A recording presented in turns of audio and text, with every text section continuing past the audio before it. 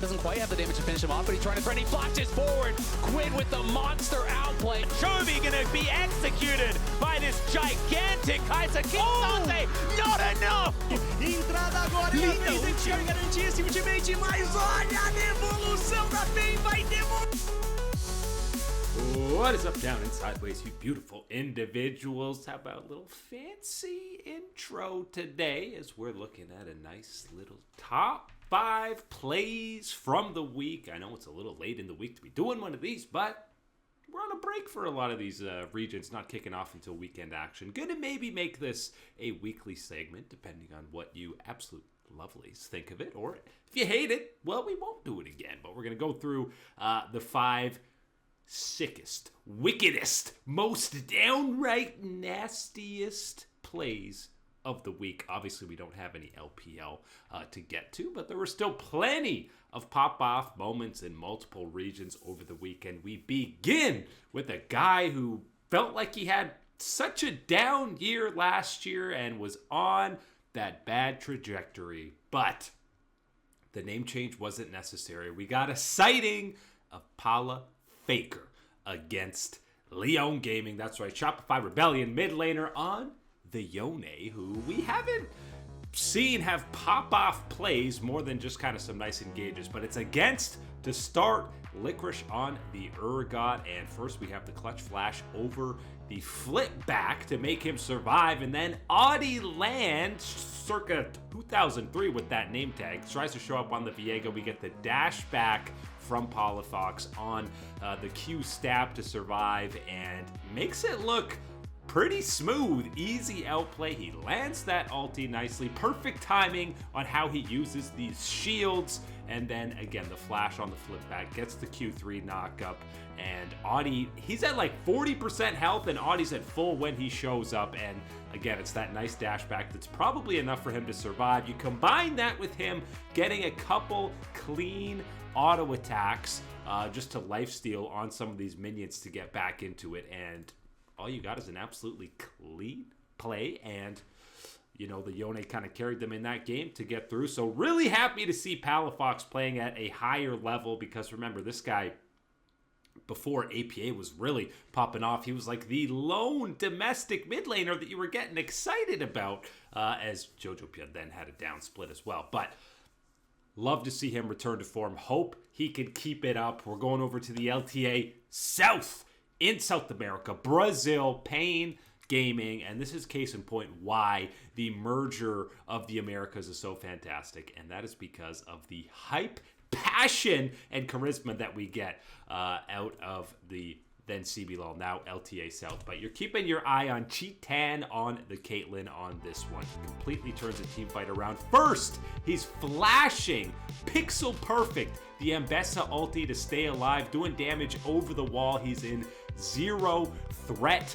and then you're gonna see him have a nice 90 caliber net to avoid the Ivern snare, and he's staying in the bush to maximize the headshot potential, getting them an even less. He's even using the Ivern bush to get it. Then he does another 90 caliber net to survive away from the Ambessa, pops a barrier, but he's not even taking damage.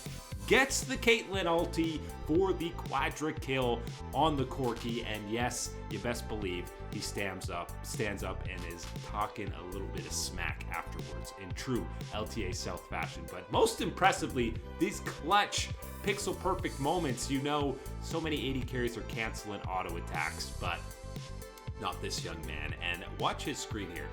While he's still ulting, the Caitlyn ult hasn't even hit yet. He's already standing up and talking trash. Imagine if that ulti didn't actually kill the Corki. It obviously ends up doing, because he's got the perfect calculations, but absolutely love seeing the energy and atmosphere over in the LTA South. And hey man, that was some clean play out of G.O.A.T. As I said, so many times you see guys cancel auto attacks, especially when they've got a few items as an 80 carry. The attack speed's pretty quick. They're trying to get that maximize movement in between the autos, but he does not cancel a single one and gets the clean team fight carry for Pain Gaming. Next up, we got a nice old 1v1, a rookie versus, let's say, the GOAT. We're talking about Camilo versus Caps, the Ahri versus Sylas one. And to kick it off, I mean, Caps has the instant charm when Camilo tries to go for it, and respect the rookie, you know,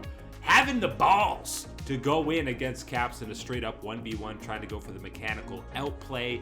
Caps is landing even the max range Orb of Deception on the backhand, and then he lands another one, and then he lands the charm. He's in the head of Camilo because he even predicts the walk back on the charm. He's even checking tab mid-fight, but it's this Orb of Deception that comes all the way back, hits the true damage port, that if he doesn't hit that, and he gets the heal afterwards, does the Sylas, then Caps is probably scooped. But he dashes back in. Obviously, the flash on the chains is huge. Hits another part of his Q, and then in his head with the walk back prediction. Even Camilo's laughing after that because he's going, this guy is in my brain and I can't escape it. But always a treat to see Caps on the Ahri. Always a treat to see Caps playing at a high level. But again, shout out to Camilo. Even though he lost, got outplayed, you got to just, you know, golf clap it, bow down to Caps. Nice 1v1 from the boys in the mid lane. There were multiple plays you could have picked out of Quid this weekend. You could have gone with the Jace 1v2 gank turnaround. You could have gone with some of the stuff in Game 3 on Victor, where he takes over some team fights. But we're going actually to the game, the only game that 100 Thieves lost on the day. They kind of threw the game and probably shouldn't have lost it, but he was trying to. Quid, that is, drag the team kicking and screaming on the Sylas. First, him and FBI are zoning Yone and Core JJ completely with the stolen Varus ulti, and then Quid's going in. He's trying to peel for his boy FBI to get impact off of him, but he ends up going down. Impact gets finished off. Yone has a clean flash on the Gnar ulti, and then you see Quid here as River goes down. This is a 1v3. When he pops out of the stopwatch, he even misses the chain on APA, but he gets Core JJ down. The chain lash fade away before he dashes over the wall to get a triple kill. And he's maybe waiting for APA, doesn't see him, starts the recall, and then this is the manliest of Mantheon ultis to dive APA to ultimately get the delayed quadra kill. Even though he misses a few of his abilities, the proto belt comes up, but that's 2 stolen Sylas ultis he uses throughout that skirmish. That's how long that fight was, but this entire weekend was just Quid putting on his big boy carry pants, and he had a few suspect moments in the Sylas game where he got caught out, but plays like that are what makes this team and this player so exciting, and you see why he got MVP. Absolutely love seeing Quid at this level. Another guy you could have picked multiple highlights from to be on this list was, of course, the rookie phenom, the guy stealing all the headlines, part of the now 6-man roster for T1. Yeah, we're talking about Smash. Had some sick Kaisa plays against Gen G, but you know we are going for the Zeri flank play against Gen G. And obviously it's an insane play by Smash, but take a look at some of the other players on T1 in this play as well. First, you got Owner with the sick flash Wukong engage that immediately gets the flash out of Ruler. And watch Kyria. He flashes just to get the shield and the Lulu ulti onto Smash as he's jumping over the wall on the Zeri. And then, of course, Smash cleans up both Chovy and Ruler in the backline. The target selection absolutely on point. But look at Kyria flashing. Let me just shield you to get the assist. ARAM special. And then watch Smash, the cleanse on the fear out of Chovy, and then he flashes out of the AoE and the Otacon damage. I went frame by frame. It was 18 frames of being feared before he pops that cleanse, which, if you watch it in real time, you don't even notice that he cleanses. He does it so cleanly, and getting the auto attack, the absolute Chad energy and confidence that Smash is playing with for a rookie making his debut with the storied T1 organization. Absolute treat to see. And I know Guma's probably going to get some time in later, but the way this guy's playing right now, like, how can you sub him out even for a 2-time world champ in Guma? Smash is truly one of the most exciting guys and legit in the conversation, probably right there with Viper for best performing AD carry in the league right now. Absolutely giving shades or giving a familiar feeling of when Guma was first making his debut for T1. But let me know in the comments if you like the top 5 plays, if it's something we should return to weekly, maybe expand it to top 10. I don't know. but I love breaking down highlights like this and really just miring on what the individual mechanics all these guys have.